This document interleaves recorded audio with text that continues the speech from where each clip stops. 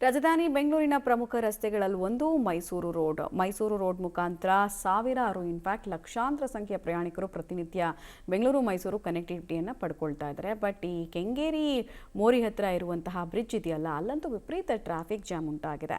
ಯಾವ ಕಾರಣಕ್ಕೋಸ್ಕರ ಅಲ್ಲಿ ವಿಪರೀತವಾಗಿ ಟ್ರಾಫಿಕ್ ಜಾಮ್ ಆಗ್ತಾ ಇದೆ ಮತ್ತು ಇದರಿಂದ ಹೊರಬರೋದಕ್ಕೆ ಯಾಕೆ ಸ್ಥಳೀಯ ಅಧಿಕಾರಿಗಳು ಯೋಚನೆ ಮಾಡ್ತಿಲ್ಲ ಅನ್ನೋದರ ಡೀಟೇಲ್ಸ್ ಇದೆ, ನೋಡೋಣ. ಮೈಸೂರು ರಸ್ತೆಯಲ್ಲಿ ಪ್ರತಿನಿತ್ಯ ಟ್ರಾಫಿಕ್ ಕಿರಿಕಿರಿ. ಕೆಂಗೇರಿ ಮೋರಿ ಬ್ರಿಡ್ಜ್ ಮೇಲೆ ಸವಾರರ ಪರದಾಟ. ಬ್ರಿಡ್ಜ್ ರಸ್ತೆ ಅಗಲೀಕರಣ ಮಾಡುವಂತೆ ಆಗ್ರಹ.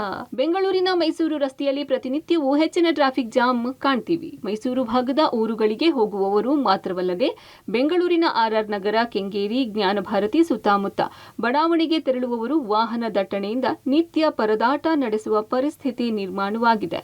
ಮೈಸೂರು ರೋಡ್ನ ಜ್ಞಾನಭಾರತಿ ಮೆಟ್ರೋ ನಿಲ್ದಾಣ ಸಮೀಪದ ಕೆಂಗೇರಿ ಮೋರಿ ಬ್ರಿಡ್ಜ್ನಿಂದಾಗಿ ಭಾರೀ ಟ್ರಾಫಿಕ್ ಜಾಮ್ ಉಂಟಾಗುತ್ತಿದೆ.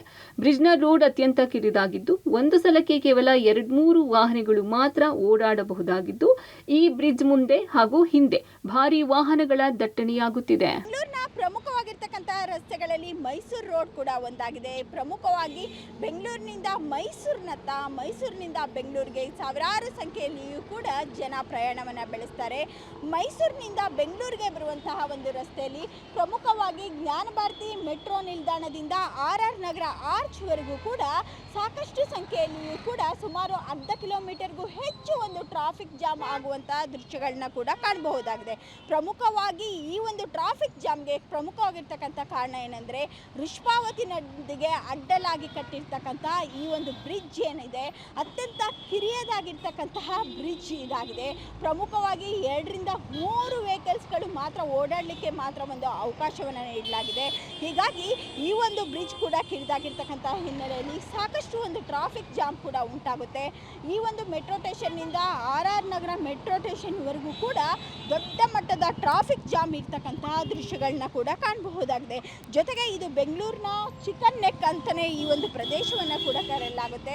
ಹೀಗಾಗಿ ಎರಡು ದೊಡ್ಡ ವೆಹಿಕಲ್ಸ್ಗಳು ಹೋದರೆ ಪಕ್ಕದಲ್ಲಿರ್ತಕ್ಕಂಥ ವೆಹಿಕಲ್ಸ್ಗಳು ಕೂಡ ಕೆಳಗೆ ಬೀಳ್ತಕ್ಕಂಥ ದೃಶ್ಯಗಳನ್ನ ಕೂಡ ಕಾಣಬಹುದಾಗಿದೆ. ಇನ್ನು ಬೆಳಿಗ್ಗೆ ಹಾಗೂ ಸಂಜೆಯ ಪೀಕ್ ಅವರ್ನಲ್ಲಂತೂ ಜ್ಞಾನಭಾರತಿ ಮೆಟ್ರೋ ನಿಲ್ದಾಣದಿಂದ ಆರ್ಆರ್ ನಗರ ಆರ್ಚ್ವರೆಗೂ ಸುಮಾರು ಅರ್ಧ ಕಿಲೋಮೀಟರ್ನಷ್ಟು ಟ್ರಾಫಿಕ್ ಜಾಮ್ ಆಗುತ್ತಿದೆ.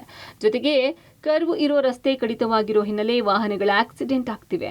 ಹೀಗಾಗಿ ಈ ಬ್ರಿಡ್ಜ್ ಮೇಲಿನ ರಸ್ತೆ ಅಗಲೀಕರಣ ಮಾಡಬೇಕು ಅಂತ ಸ್ಥಳೀಯರು ಆಗ್ರಹಿಸಿದ್ದಾರೆ. ಮೆಟ್ರೋ ಪಿಲ್ಲರ್ವರೆಗೂ ಬ್ರಿಡ್ಜ್ ಅಗಲೀಕರಣ ಮಾಡಬೇಕು, ಹೊಸದಾಗಿ ಕಟ್ಟಬೇಕು ಎಂದು ಆಗ್ರಹ ಕೇಳಿ ಬಂದಿದೆ. ತುಂಬಾ ತೊಂದರೆ ಆಗುತ್ತೆ ಮೇಡಮ್.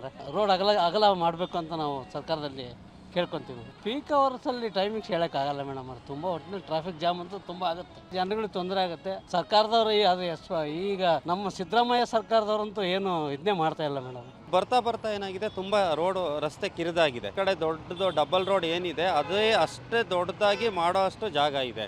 ಇವಾಗ ನೋಡಿ, ಇವತ್ತು ಸಂಡೇ ಇವಾಗ ಇನ್ಮೇಲೆ ಜಾಸ್ತಿ ಆಗ್ತಾ ಹೋಗುತ್ತೆ ಟ್ರಾಫಿಕ್ಕು ಮೈಸೂರಿಂದ ಬರೋರ್ದೆಲ್ಲ.